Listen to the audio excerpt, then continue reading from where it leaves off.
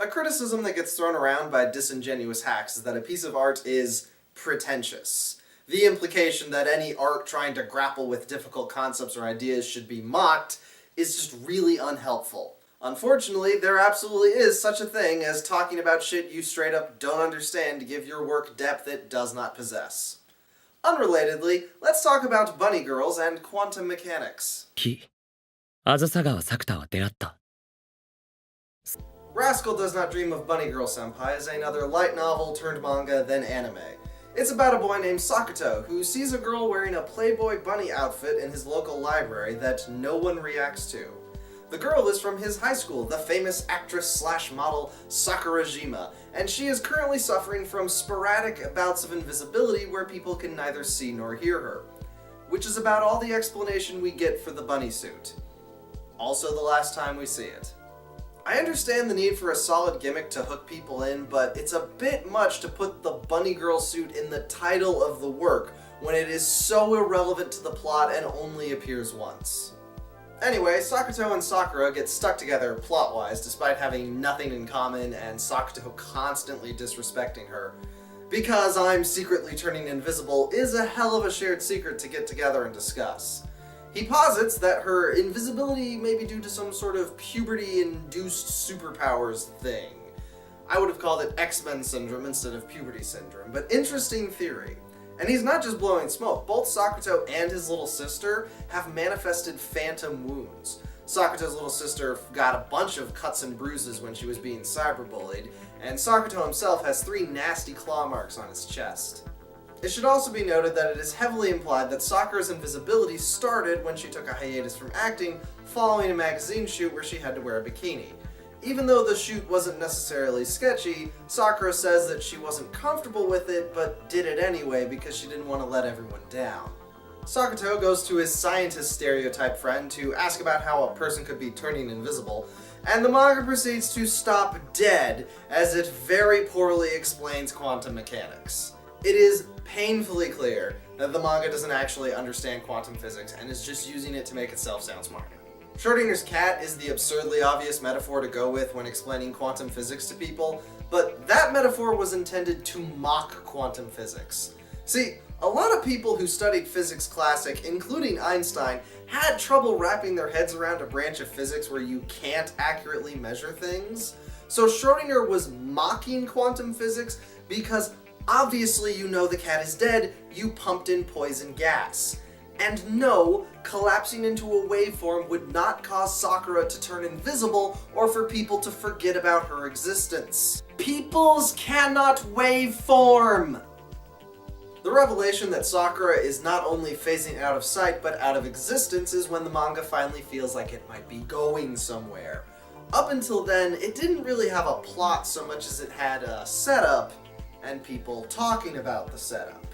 And it didn't feel like a Clerk-style mood piece where people just talking about stuff is the point.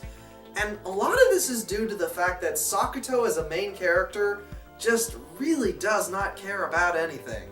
It's set up that Sakuto has few friends and doesn't even have a cell phone because of some rumors that he's violent that go absolutely nowhere. But he doesn't really seem to be bothered by any of this.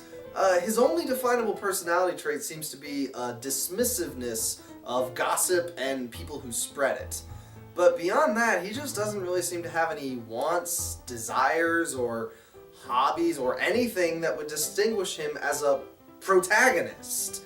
And this kind of blandness is something you do see in a lot of mangas, but normally when you see this sort of main lead blandness, the plot forces them to do things. There's actually an entire chapter very reminiscent of this type of force the man to do stuff harem-style plotting. On his way to a date with Sakura, Sakuto bumps into a lost little girl and promises to help find her mommy. He is then immediately kicked in the ass by another lady who accuses him of being a pedophile. But then the little girl explains that no, he was not, and this butt-kicking woman insists that Sakuto kick her in the ass as recompense. He doesn't really want to, and therefore doesn't do it hard enough, so she insists that he kick her harder, and he just keeps kicking her until a cop shows up and demands to know why this is happening. What's all this in? It's It's fair to say that this is some of the most glaringly out-of-place fan service I've ever seen in a manga. The first chapter not only has the bunny girl outfit, it also has girl who can barely hold up her boobs and the little sister in the bed routine, an angle it thankfully does not revisit. There's a woman reporter tracking down Sakuto who is not getting the full value out of her shirt buttons. And of course there's Sakura, the innocent and virginal famous actress who is really interested in our male protagonist in spite of his everything. This is entirely conventional for a harem series, and I would normally only give it a passing admonishment, except for two major differences. One, this is not a harem. There is literally no reason for this fan service to be here. It all makes about as much sense as the bunny girl suit that we never see again. The second reason is that Sakuto is just a pig. He is constantly objectifying women, commenting on their clothes, and just generally talking down to them. And since he does it all with his usual chill blandness, you don't even get the sense that he gets any pleasure from it. At least with the slobbering pervert lech character, you at least get the sensation that they enjoy the sexy things. But with Sakuto's mono expression, you don't get the sense that he's doing this for any reason other than habit. In the first chapter, he's getting chewed out by his friend's girlfriend, and she is being legit mean and petty to him. He would be well within his rights to snap back at her, and he decides to ask if she's on her period. The blatant misogyny feeds into his interactions with Sakura as well. We don't actually learn about her career from Sakura, no.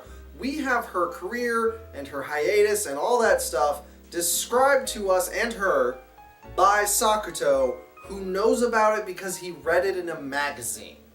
Our main character, whose only firm established personality trait is a distaste for gossip, mansplains a woman's career decisions to her because he read about them in gossip rags.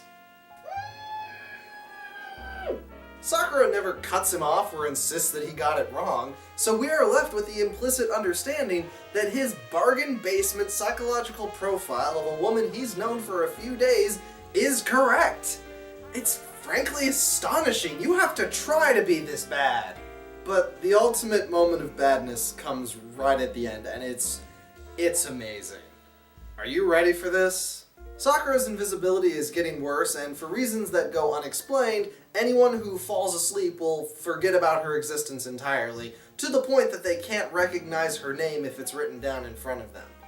And I don't actually mind that it goes unexplained. I ragged on the quantum mechanics earlier because they dedicated a whole chapter to poorly explaining quantum mechanics in order to explain a phenomenon that doesn't need an explanation.